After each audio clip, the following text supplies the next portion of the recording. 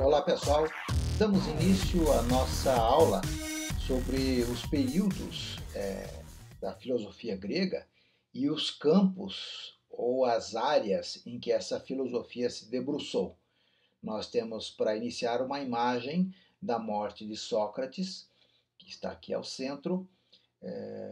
Aqui é representado Platão, que é o discípulo de Sócrates, mas na verdade Platão não participou do momento em que Sócrates tomava o veneno de uma erva chamada cicuta e, e ele decidiu morrer do que aceitar o perdão da pena ou pedir uma remissão da pena. Então aqui estão seus discípulos chorando, né? Aqui um deles tentando persuadi-lo de aceitar viver numa ilha distante de Atenas, porque ele foi acusado de fazer os jovens pensarem, né? Sobretudo os jovens das classes abastadas de Atenas, né? Então vamos lá entender toda essa questão da história da filosofia grega e os campos que a história investigava. Então, num primeiro momento, vocês vão ver bastante essa imagem, que é uma imagem de Sâncio, a escola de Atenas. Nesta imagem, nós temos vários filósofos e uma filósofa, né? Mas eles não viveram na mesma época. Então, Rafael Sanzio pintou esta imagem para mostrar os diversos filósofos. No centro da imagem da escola de Atenas, nós temos Platão, aqui com a cara de Leonardo da Vinci, né, porque o Rafael Sanzio pintava com as caras que ele conhecia. E aqui está Aristóteles, né? Platão apontando para cima, Aristóteles apontando para o mundo. Aqui nós temos Sócrates. Quando Aristóteles nasceu, o Sócrates já havia falecido. Então, para você ter uma ideia, que são filósofos de diversas épocas. Mas vamos usar essa imagem para fazer um resumo do entendimento da filosofia grega. Então, a filosofia grega nasce a partir do mito, quando os mitos já não satisfazem para dar as explicações do mundo. E não acontece uma ruptura muito rápida. Lentamente, as pessoas, que depois vão se chamar filósofos, as pessoas entendidas da época, vão fazendo adaptações dos mitos, colocando mais humanidade, mais racionalidade. Então, reformulam-se as narrativas míticas, colocando mais racionalidade, coisas do mundo, e colocando a razão para funcionar, né? E esse avanço vai tentando explicar o mundo, da onde surgiu o mundo, por que nós vivemos, como é que funcionam as coisas, por que tudo muda, por que algumas coisas mudam e outras ficam paradas. Vão avançando para também discutir as questões humanas, né? E aí nós temos o período socrático, quando a questão humana aparece, a ética, a política, a arte, a arquitetura, a medicina, as questões humanas. E também a filosofia passa a buscar o conhecimento de todas as coisas. Então, hoje nós temos ciências como matemática, física, química, biologia, medicina, sociologia, antropologia, linguística. Todos esses conhecimentos, antigamente, no período antigo, período filosófico, era chamada filosofia, que eram diversas classificações, mas tudo dentro da filosofia.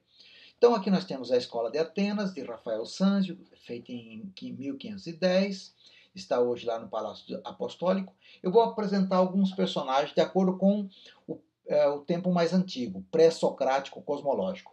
Aqui nós temos Heráclito, que dizia que tudo muda. Aqui nós temos Parmênides, que dizia que tudo permanece.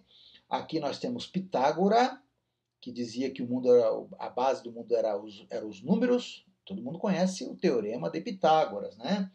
E aqui nós temos Anaximandro, que também é lá da região de Mileto, era discípulo de Tales de Mileto, né?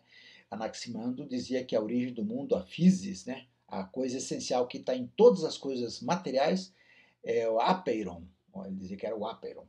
Vamos mudar um pouco. Então saímos do período pré-socrático e vamos para o período socrático. Então aqui nós temos Sócrates, né, discutindo com alguns outros filósofos, e aqui nós temos Platão. Sócrates dizia que o verdadeiro conhecimento estava não na opinião, mas na ideia. Ele debatia com os sofistas diziam que o importante era o homem, era o convencimento. Ele dizia que o importante era conhecer a verdade, não a opinião.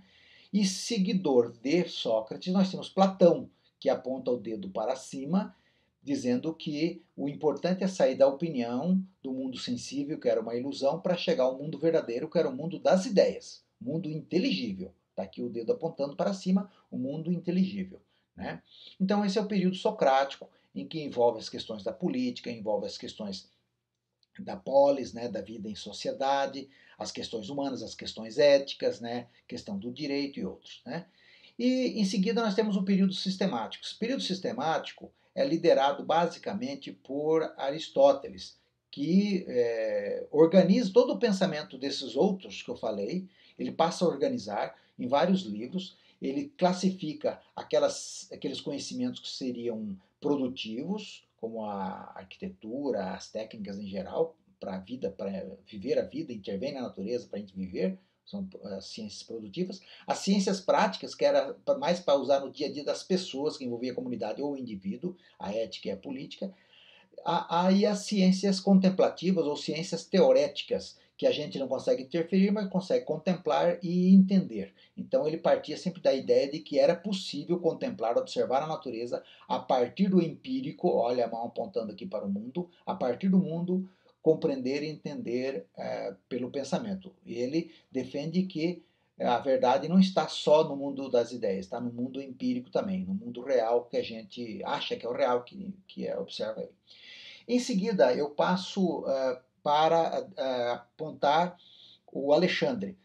Aristóteles foi professor de Alexandre, o conquistador macedônico, que invadiu e dominou a Grécia. Nesse momento, a cultura helênica, né, que os gregos se chamavam de helenos, né, ele começa a espalhar pelo mundo, porque ele era uma pessoa bem educada, foi educada por Aristóteles de Estagira, e espalhou esse conhecimento para o mundo. E aí nós temos alguns personagens, aqui está Plotino, que vai difundir as ideias de Platão. Ele morava em Alexandria, aí já nós estamos no Império Romano. Alexandria era um protetorado romano que ficava no Egito, na África. Nós temos também a filósofa Hipátia, que era contemporânea de Plotino, que trabalhou muito as questões do direito, as questões da astronomia e da matemática. Nós temos nesse período também Euclides, que trabalhava a geometria euclidiana. Se hoje você estuda assim, como é que se calcula uma área de um triângulo? A altura vezes a base e tal. É esse cara que desenvolveu todos esses postulados da geometria euclidiana, é o Euclides. Esse pessoal todo é do período helenístico, quando a filosofia espalhou a partir de Alexandre e depois com os conquistadores de Roma, que também estudaram filosofia, a filosofia grega se espalhou para o mundo. Foi para o Oriente, né, para a Índia, e também de lá sofreu influência. E aí nós temos a influência já do mundo oriental. Nós temos Zenão de Sítio, que está aqui, que é um epicurista que achava que a gente tinha que entrar em contato com o mundo do Nirvana, o mundo superior, o mundo do Uno, do Deus, né, dos deuses, ou do Deus, né, através do autocontrole. Por isso precisava estudar bastante para você chegar ao encontro do mundo. Plotino também vai dizer isso, que quanto mais você estuda, mais próximos de Deus a gente fica, né? Então, depois nós temos Averroes, que é da região ali da Espanha, que vai espalhar também no mundo árabe os conhecimentos da filosofia, mais tarde, no mundo árabe, o conhecimento dos gregos. Nós temos Ptolomeu, que vai fazer o cálculo, dizendo que, através de cálculo matemático, ele vai dizer que a Terra era o centro do universo. Esse cálculo matemático, no ano mais ou menos 350, mais ou menos, ele perdurou por mais de 1000 anos, né, mais de 1400 anos, como verdade matemática absoluta, que a Terra era o centro do universo, e assim por diante. Então, eu passei os 4 grandes períodos da filosofia grega, desde os pré-socráticos, socráticos, antropológico, sistemático e helenístico, nesse desenho. Vamos retomar tudo de novo. Então, pré-socrático, século VII ao V a.C., tentavam explicar a origem do mundo e a mudança da natureza. Socrático, as questões humanas, ética, política e técnicas. O sistemático, quando entra Aristóteles e seu Xenofonte e outros, e começam a organizar o conhecimento anterior e passa a estudar tudo, cosmologia, questões humanas, verdade, ciência, lógica, psicologia, metafísica, teologia, etc. O período helenístico, quando a cultura helênica dos gregos se espalha pelo mundo. Então, primeiro pelo Império Macedônico, depois a hegemonia de Roma, com mais de 1000 anos. E aí, nesse período, é questões do homem, da natureza, da relação do homem com a natureza e da relação do homem e da natureza com Deus. Aí vemos também o cristianismo, e o cristianismo vai receber influência, sobretudo, desse período helenístico aí, para construir a teoria cristã que até hoje prevalece. O período pré-socrático, então. Nesse período pré-socrático, a filosofia nasce aqui em Mileto, com Tales de Mileto, Éfeso e Clasômene, que é onde nós temos os principais pensadores, por Crotone, a gente antigamente chamava Crotona, né? Eleia, Siracusa, aqui na região, aqui é a ilha de Creta, Alexandria, no norte da África. Essa é a região, então, essa aqui é particularmente onde hoje é a Turquia, nasceu a escola jônica, Tales de Mileto, Heráclito de Éfeso, Anaximandro, Anaxímenes, né? A escola itálica, que é a ilha de Samos, de Pitágora, e também aqui o pessoal aqui de Crotone. A escola heleta de Parmênides, né? que aqui Parmênides, hoje onde é a Itália, e Zenão de Eleia também, né? A escola da pluralidade, que aqui na região da Abdera, que é uma escola que já estuda tudo, né? E sobretudo Demócrito de Abdera. Demócrito vai dizer que a origem, a essência de todas as coisas da natureza, do mundo, é um princípio chamado physis, que ele vai dizer que é o átomo. Engraçado, né? Hoje também se adota o mesmo termo para as coisas como se fosse o átomo, mas não é o mesmo átomo pensado da Abdera. O conceito é o mesmo, aquilo que não pode ser mais dividido, né? Hoje sabemos que o átomo é dividido, né? Período pré-socrático, então, é chamado também de cosmológico, porque tentava explicar o cosmo. O que é cosmo? Antes do cosmos existia o caos, pela mitologia. O caos era a desorganização, o cosmo é a organização. Então, como é que essas coisas mudam, mas são todas organizadas? Percebe? O dia vem à noite, a noite vira o dia, o úmido, depois o seco, e tudo é, de certa forma, organizado. Tem uma mudança, mas organizada. Então, eles buscavam o termo o princípio natural e eterno, o princípio indestrutível, imutável, primordial de tudo, chamado physis, a causa a ser conhecida pelo pensamento. Conhecer a physis seria o esforço do pensamento. Ele é um objeto, seria uma coisa imperecível, mas que geram as coisas perecíveis. Então, depende da organização da physis, você gera coisas mortais. Por exemplo, a physis está dentro da árvore. A árvore cresce e morre, gera sementes. Então, ela foi para a semente, certo? As coisas morrem. A árvore morre, mas a physis não. Estão sempre em mudança. Essa mudança é chamada o devir, né? O que deve vir. Então, a noite, dia, etc. Então, para Tales, a physis era a água. Para Heráclito era o fogo. Para Demócrito era o átomo. Então, está aqui. Tales, a água. Olha aqui o Heráclito de Éfeso dizia que tudo era fogo. Por exemplo, por que Tales dizia que a physis era água? Porque a água, se congelada, vira pedra. A normal é líquida e se aquecer muito vira vapor. Então, ela achava que a água, o úmido, o elemento úmido que está na água, compunha tudo, diferentes formas, diferentes temperaturas e pressões e tal, tal. Anaxímenes, ele vai dizer que é a mesma coisa que Anaximandro, que é o apeiron, que é aquilo que é invisível, imponderável, inobservável, e que também podia ser o ar para ele, da mesma forma, ele combinava um pouco o apeiron como sendo o ar, né? E dizia que também o fogo de Heráclito virava ar, portanto o elemento essencial é o ar, né? E Empédocles de Agrigento diz que as quatro raízes numa semente só, o fogo, a ar, a água e a terra, que compõem tudo. Aliás, até hoje é usado muito essa explicação. O fogo, ar, água e terra são os elementos primordiais. Passamos para o período socrático, ou antropológico. Antropo, ser humano. Nesse período, vai para Atenas, então sai das colônias gregas, e Atenas é uma grande cidade comercial, muita vida, muita gente, muito comércio, muito artesanato, surge a política com Péricles lá em Atenas, né? E é o século de Péricles e tudo se discute. Em Atenas tem começam a surgir novos personagens econômicos, os comerciantes, as pessoas que vivem mais do ócio, os artesãos que começam a ganhar dinheiro, e os antigos aristocratas começam a perder poder. E os aristocratas antigos então começam a ser dominados pela democracia, pelo debate público das ideias, não de todo mundo. Os escravos não participavam, mulheres não participavam, metecos, os estrangeiros não participavam, mas algumas pessoas participavam da discussão dos rumos da polis, né, de Atenas. Então, os aristocratas achavam que a boa educação era preparar um guerreiro forte, fisicamente belo e também com as atitudes adequadas, com coragem, com perseverança, atencioso, carinhoso. Então o padrão era o guerreiro belo e bom.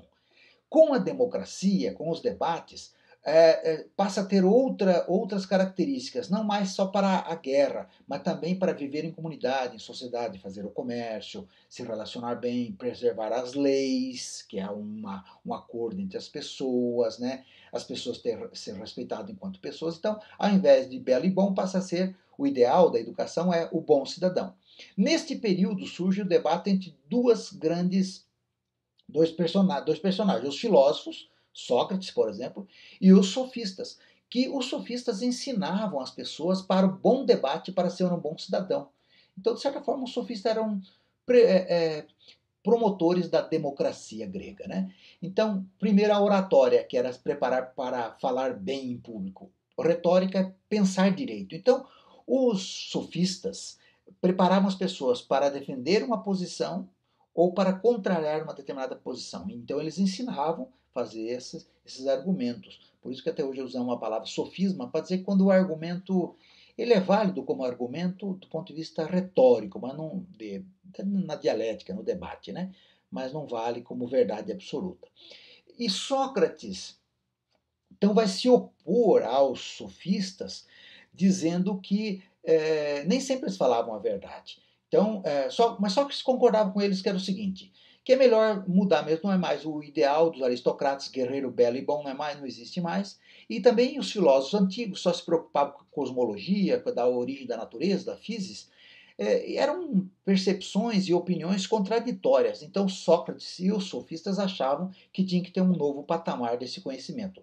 Só que Sócrates vai persuadir a todos, dizer que tem que conhecer a si mesmo. Então, o primeiro passo para ser filósofo é não tentar conhecer os outros, conhecer o mundo, conhecer a si mesmo. Como a gente pensa?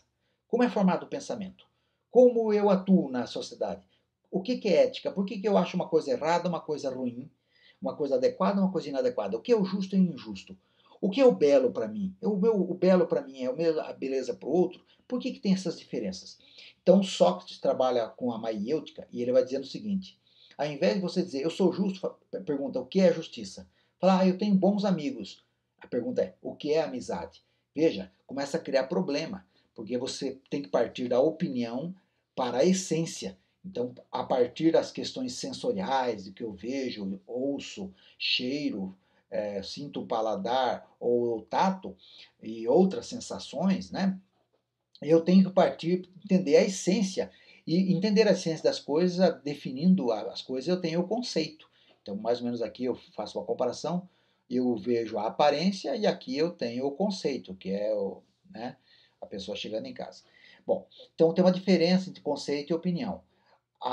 O conceito, a essência é universal, intemporal e necessário de alguma coisa, é o conceito. Então, o que é belo, o que é a beleza, não basta ter opinião, tem que ter o conceito. Então, para Sócrates, o que é evidente para alguns jovens, para alguns da sociedade, passa a ser duvidoso.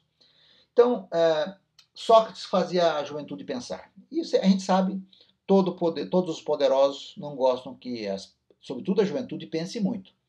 Então, ele foi acusado de corromper os jovens, foi acusado por isso e ganhou a pena de morte. Ele podia trocar a pena de morte por uma ilha e tal, viver longe de Atenas, mas preferiu ele mesmo se matar tomando a cicuta.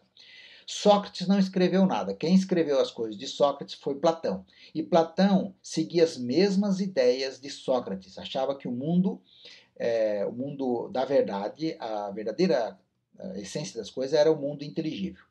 Então, a filosofia volta para as questões humanas, apesar de ter muita acusação nesse período, tanto de Sócrates e Platão, que eles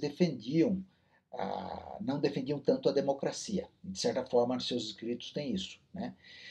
Mas eles partiam do princípio que era importante que não o povo governar, né? Mas aqueles que fossem os mais racionais, os mais inteligentes, os filósofos deviam ser os reis filósofos, né? Então, eles estabeleceram que o pensamento deve ser confiado nele, procedimentos para a verdade, objeto central do pensamento tem que ser a política e a moral, a política é o bem da comunidade, a moral o bem da pessoa em si, individual. Separava então o conhecimento trazido do sentido para o pensamento das ideias e dizia que a reflexão, a ideia tinha que se voltar para ela mesma, o pensamento tinha que voltar-se para a própria atitude de pensar. E assim Platão não aceita a validade das opiniões e das percepções sensoriais, e sim só a coisa inteligível.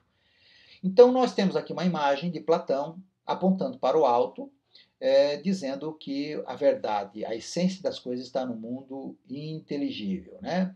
E aqui cada um segura o seu livro, né, e tal, né? E aqui o seu discípulo Aristóteles, que vai pensar um pouco diferente do Platão. Continuando ainda, Sócrates nunca escreveu, como falei, Platão, Xenofontes e outros que escreveram, e eles retomaram aspectos da mitologia grega, mas de forma racional, e construíram novas ideias. O próprio Platão desenvolveu que a maiêutica de Sócrates tinha que ser melhor debatida e estabeleceu uma regra chamada método da dialética, e envolveu então estudo das questões humanas, como a ética, a política e a arte, dizendo que a sensação é fonte de erro, devia sempre pela reflexão purificar nossas ideias, e a filosofia era o esforço de abandonar a opinião, a doxa, o sensível, para passar ao inteligível. Agora vamos ver o período de Aristóteles, chamado período sistemático. Aristóteles, ele resolve organizar, né, junto com outros pensadores da época, filósofos da época, todo o pensamento filosófico em uma enciclopédia. Isso vai dar origem ao que ele vai dividir o conhecimento filosófico, que hoje, inclusive, nós chamamos alguns de ciência. Então, ele colocou uma escala de conhecimento do mais simples ao mais complexo. Cada campo uma ciência. A ciência em grego é episteme. Então, antes de conhecer, para a gente conhecer das coisas mais simples às mais complexas, nós temos que ter um instrumento, uma ferramenta para organizar o pensamento. Para ele, essa ferramenta chamava analítica. Na Idade Média, analítica passou a se chamar lógica. Então, por isso que hoje nós falamos a palavra lógica, quando você tem coerência naquilo que você pensa e naquilo que você fala, que você expressa, né? Então, não é para se preocupar com o conteúdo, são regras e princípios para ajudar a organizar a ciência. Então, se ele queria estudar determinada ciência, da mais simples à mais complexa, a episteme, ele devia ter um instrumento. O instrumento para isso era a lógica. Então, vamos lá. Aristóteles tem a classificação do conhecimento filosófico, primeiro, que tudo era filosofia. Tudo era filosofia, mas ele dividia de acordo com o critério da ação e da contemplação. Se uma coisa você agia sobre ela, por exemplo, arquitetura, fazer uma casa, então é uma ação. O pássaro colocando o ovo, fazendo o ninho, você fazia a contemplação. Então ele separava essas ciências. Então temos aqui uma rápida divisão: conhecimento filosófico, prático, e aquilo que é prática para os humanos, que é para o próprio humano. Produtivo é quando você intervém na natureza para o ser humano. Aqui não intervém na natureza, aqui intervém na natureza.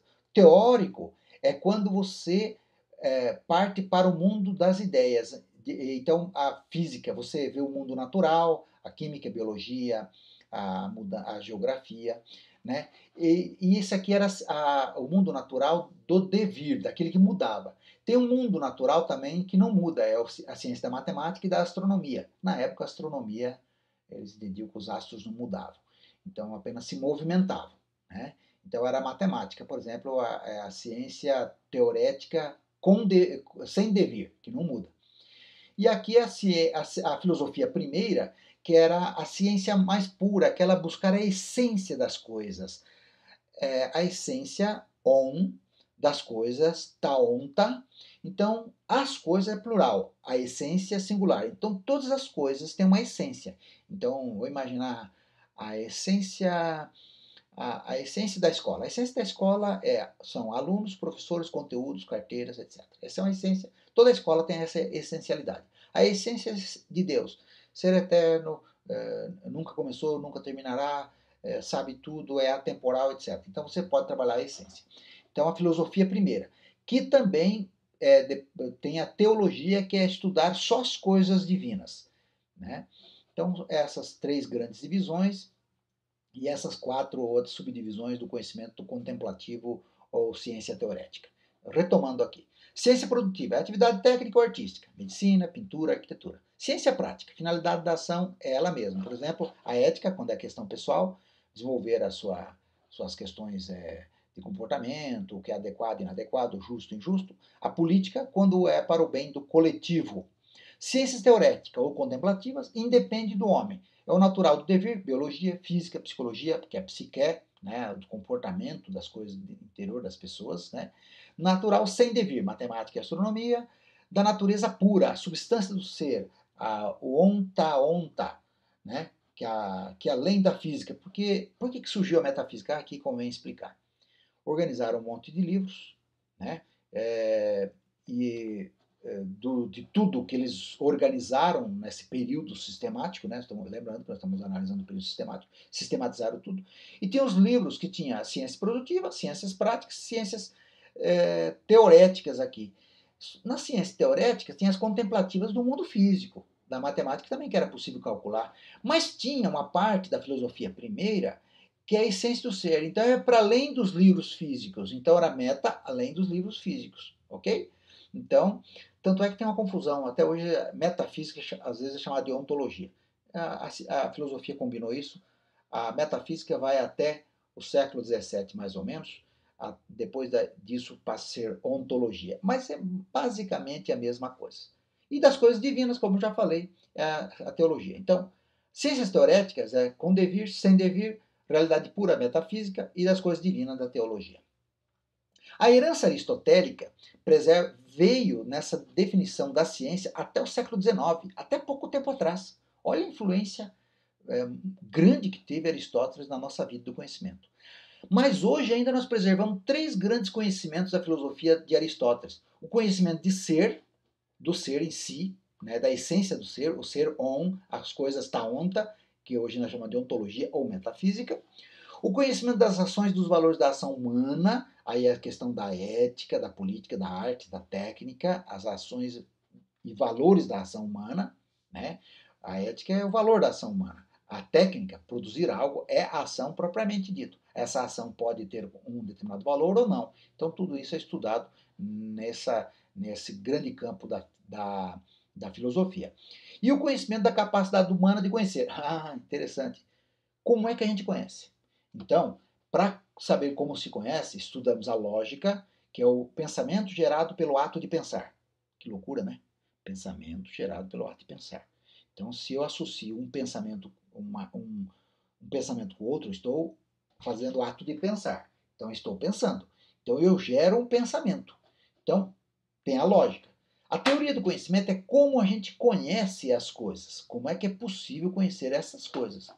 As ciências, que nós conhecemos hoje, separados, que faz experimentação, e a teoria das ciências. Como a gente analisa a ciência, sua evolução, a sua interferência, inclusive a ética para a ciência, é a epistemologia. Tá, ok? Esses três grandes campos: conhecimento do ser, conhecimento das ações e dos valores das ações humanas e conhecimento da capacidade de conhecer. O último período do nosso estudo, o período helenístico. Período helenístico, que vai do século 3 a.C. até o século 6 depois de Cristo, portanto, aí quase 700 anos da expansão do conhecimento dos helenos, dos gregos, para todo o mundo a partir da ocupação macedônica na Grécia e depois dos romanos. A vantagem dos macedônicos e dos romanos é que eles não destruíram a cultura grega. Ao contrário, eles aprenderam com a cultura grega, respeitaram a cultura grega e expandiram. Então, passam a integrar a filosofia e a religião numa importante metafísica cristã. Nesse período surge o cristianismo, sobretudo no período romano, e essa filosofia vai para dentro do cristianismo. Então, os filósofos gregos já não se dizem mais gregos, dizem cidadãos do mundo.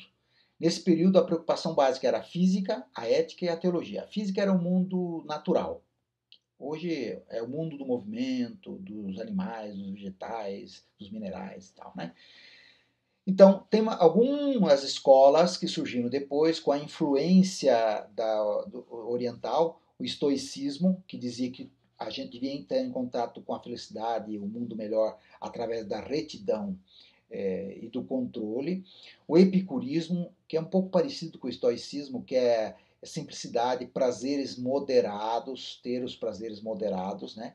O ceticismo, que achava que era muito difícil a pessoa conhecer a verdade, a gente tinha opinião sobre o mundo, e o neoplatonismo, que passava a ideia de que era preciso a gente sair do mundo corporal, do mundo material, através da inteligência, desenvolvendo inteligência para o mundo inteligível, que a gente chegava mais próximo do uno e se relacionava mais proximamente do uno. Depois a igreja cristã vai adotar o princípio do uno e trino, né?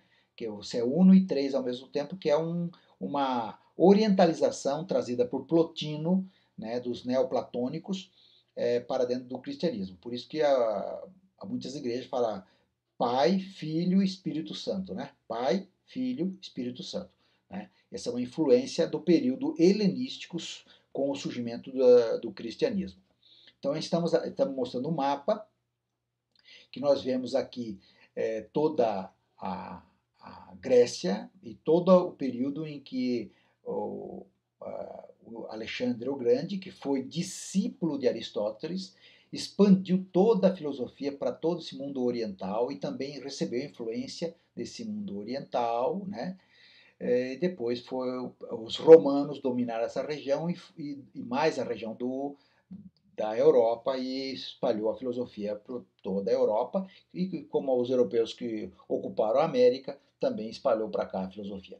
Bem, gente, aqui nós temos uma pequena piada, a região da filosofia nova esperava uma medalha porque levaram mais de 1000 anos para ficarem prontas algumas filosofias e ela descobriu em 2 minutos, ninguém dá bola, né?